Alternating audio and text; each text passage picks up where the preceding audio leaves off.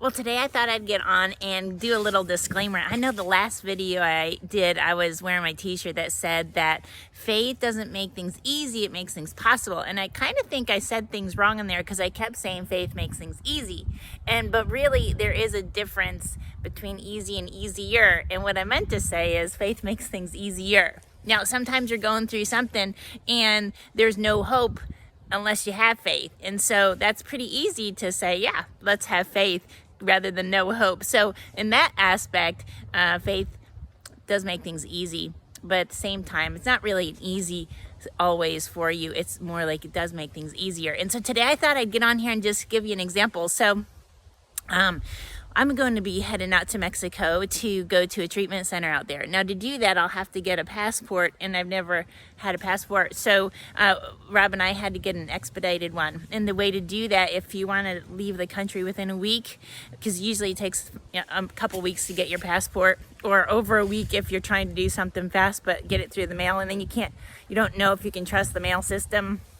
So what you have to do is, they said to call the federal building and see if they can help expedite it a little bit faster. So we called the federal building and they said, sorry, the only thing that's available as far as appointment goes would be to go to Puerto Rico. And then you could walk in and walk out with your passport that day, because I wouldn't trust the mail system. That's what they told me. So it could possibly, we could do something in Raleigh, but then you'd have to trust the mail system, get it to you here before Friday, because I actually need it on next Monday. But anyways, so they said Puerto Rico. This was last Friday. And I'm like, gosh, I don't think we can get to Puerto Rico.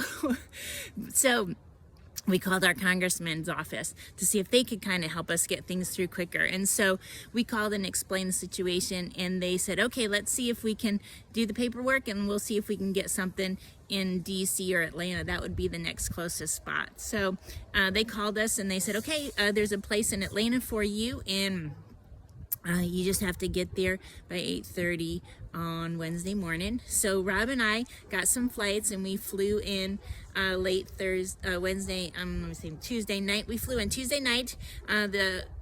Hearing that morning that we had to get flights, the only thing available was flying in at midnight. So when we flew in at midnight, we had to get a rental car, and I think our flight was going to come in at 11:50. So they said we'd pick up the rental car by 11:59. Well, by the time you fly in and you get down to the rental car area, it's past midnight. And when we got down there, there's supposed to be a shuttle that takes you to the rental car place, and all the shuttles were gone. And then they say you have to call, and when you call, they say they close by midnight. So we're kind of stuck there at the airport at midnight, and there's no shuttle for us, and the rental car people are not answering because they close at midnight. So we were kind of stuck there, and said, well, at least we've got a hotel. We could probably just get to a hotel and figure out the car thing in the morning. And then I realized that my confirmation for the hotel was sent to Rob's phone number at work, which isn't a smartphone, so there's no text option, so you can't really see a confirmation on that phone.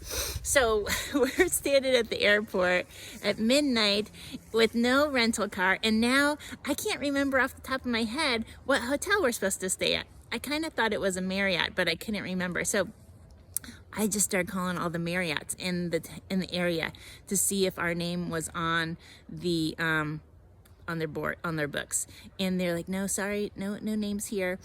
And so I talked to 2 different hotels, and they said no, and they said, well, we'll switch you to the Marriott reservation 1-800 number, and they should know everybody. So they did, and they said, no, we don't see you here. And I'm like, okay. So we got off, and I'm like, oh gosh, no car, no hotel, it's past midnight, we have to be at the agency at 8:30 in the morning.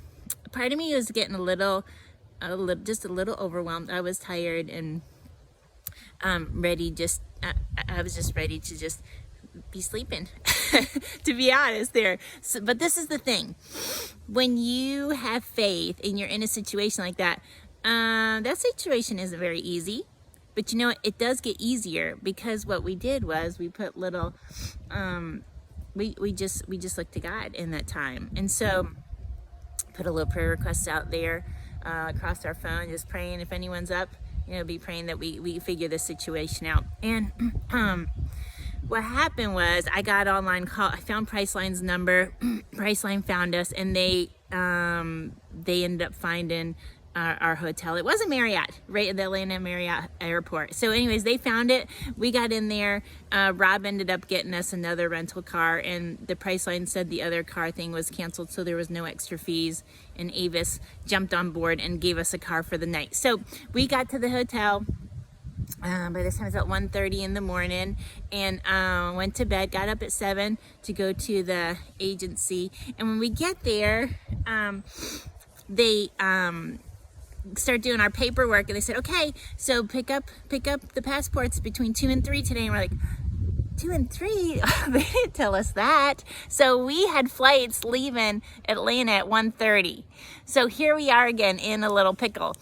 And were things easy at this time? No, they weren't easy. But you know what? We sent out our little things for some people to pray for us, and we just looked to the Lord, and we knew that God does make a way in the middle where there seems to be no way. And we know that God orders our steps, and he provides for us with whatever we need. So he made a way for us to get these passports before Monday. He opened up those doors for us. So we knew he was going to be faithful all the way through. Now, if we didn't have faith at that moment, that could have been pretty crummy and really hard. But you know what?